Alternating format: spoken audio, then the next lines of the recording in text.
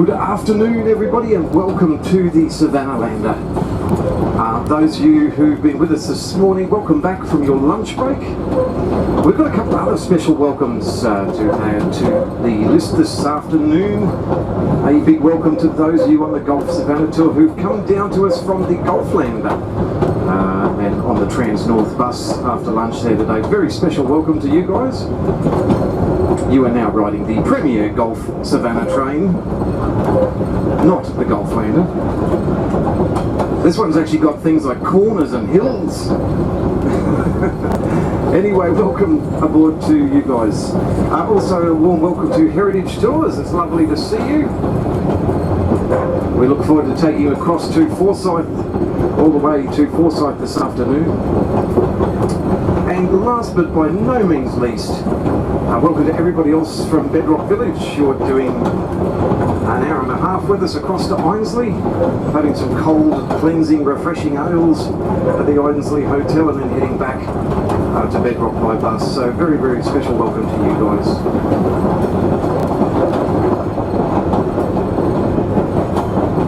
So now we're getting a little bit more underway with your windows open. We're getting some nice breeze through the train. It's one of the reasons we try not to load everybody up too early at Mount Surprise, because it does get very, very hot when we're sitting stationary in this sun.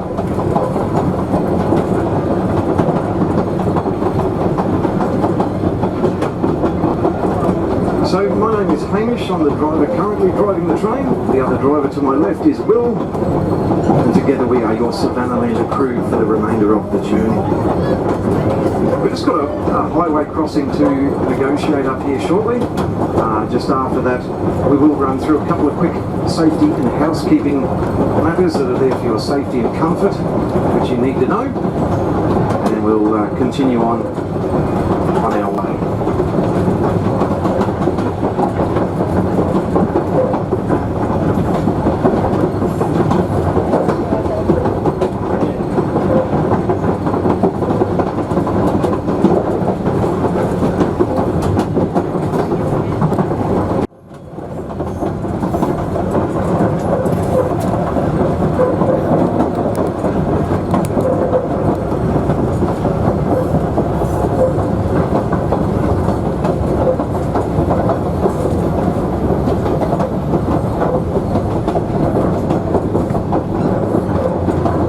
The trip, for those of you who've just joined us, the trip you've just joined, we're currently on day 2 of a 4-day trip. The Savannahlander leaves Cairns every Wednesday morning at 6:30 a.m. and makes its way up through Coranda, Mariba, Dimbula and over to a little town called Almaden, where we get in about 1:30 on Wednesday afternoon. The train stays overnight at Almaden, and our passengers generally join buses and head on another 35 k's up the road to the town of Chiligo for the night. Day 2 of our trip commences this morning at Almaden at about 8 o'clock. We make our way over to Bullock Creek for morning tea, into Mount Surprise for lunch. We pick up all you fine folks. We head across to Einasleigh. We stop there for about half an hour this afternoon, and in the train we continue on to Forsyth, getting in about 5 o'clock this afternoon. And that is the end of the Etheridge line.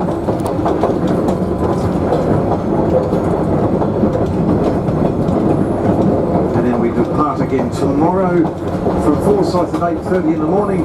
We head back to Mount Surprise, getting in about 2 p.m. tomorrow afternoon.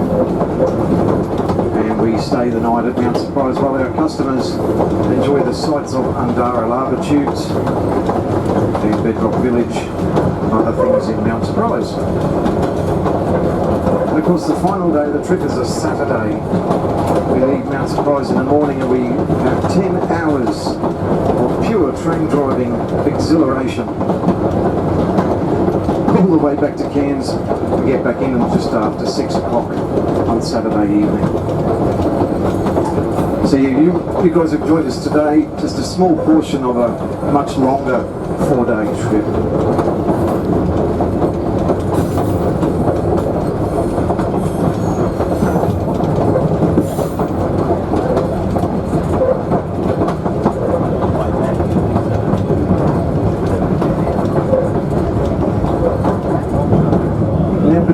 Mount Surprise and Einasleigh. There's not a lot between here and when we approach the rivers at Einasleigh. But what we do have is this wonderful creek here. This is Junction Creek. Now this bridge here, this is a low-level bridge. It's pretty typical of the Etheridge line. Designed A, to be cheap in order to construct it, and B, so that when the wet season rains come and the river floods, they're designed for the river to flood over the top of the bridge. The idea being that when the bigger, heavier debris floats down the river, the water will be well over the top of the bridge, and the debris should generally float safely across the top without damaging the structure. This last wet season just gone though, this bridge received pretty significant damage on the approaches on either side. As a result, it's got a whole new wooden deck on it at the moment, and the abutments have been done up as well. But the creek itself here was not named after any junctions in the creek or things like that. It was actually named after the fact there was a telegraph station upstream to our left, a few kilometres, once upon a time, and it had a junction in the telegraph line. Telegraph line came from Geraldton, now known as Innisfail, and then it went off also to Georgetown and Croydon, and also off to Thursday Island. So there was actually a three-way junction in the telegraph line.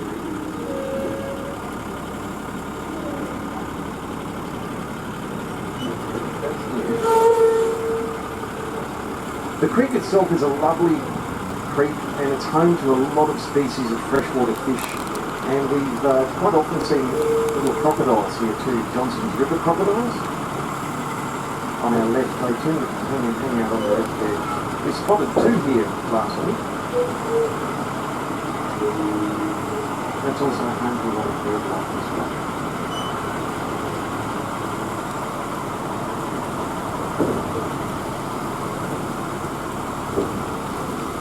The other thing about Junction Creek is it also, along with Bullock Creek, that some of us saw earlier today, it's a 1 in 16 gradient to climb out of this bridge, which means it's actually the maximum steepest allowable gradient on the Queensland Railways network. So 1 in 16 means every 16 metres in distance the track rises up by 1 metre in height. So it's quite steep for a train.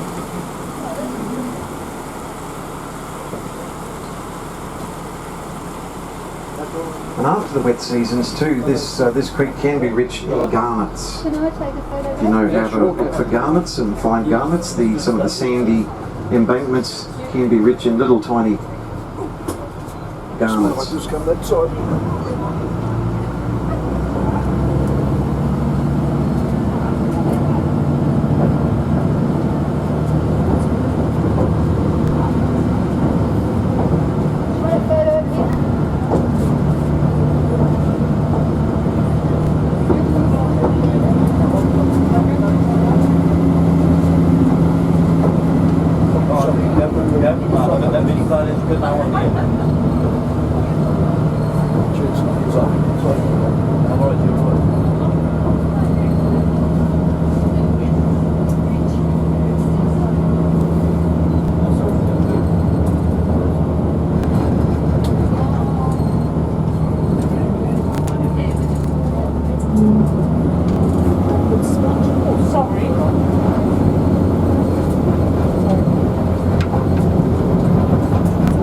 Driving the train.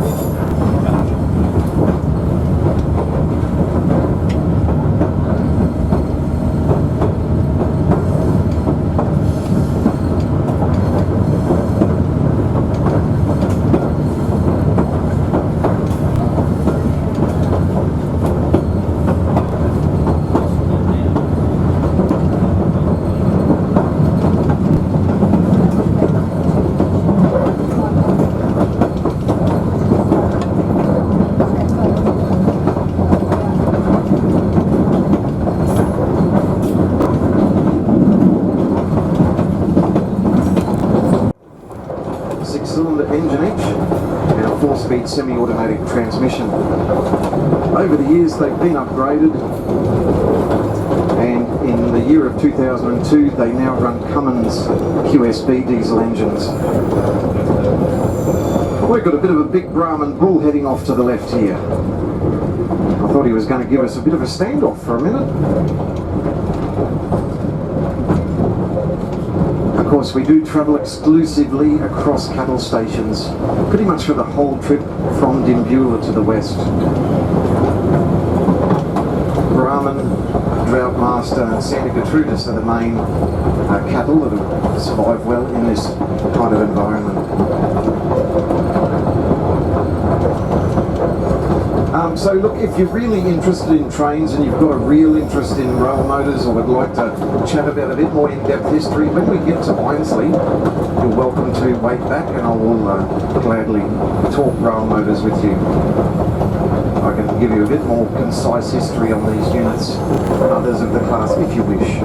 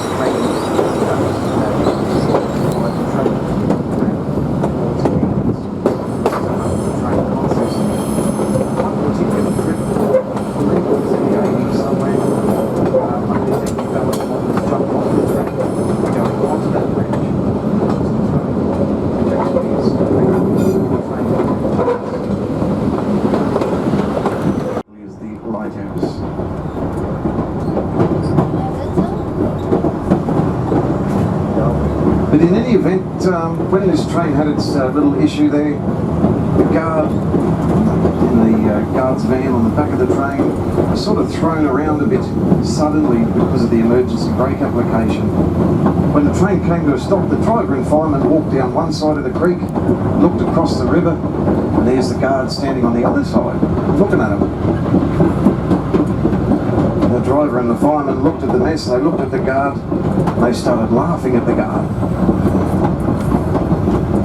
The guard wasn't quite sure why, but then he looked down his shirt, down the front of his shirt, and he'd spilled a whole bowl full of cocoa pops and milk all over himself because of the sudden jolt of the train that he wasn't expecting. And from that day onwards, that guard was always nicknamed Coco. Now, many Savannahlander drivers have told that story over the last 20 years or more. But one day, one of my predecessors was telling the story, just finished telling that story, and then he got a tap on the shoulder from this older gentleman.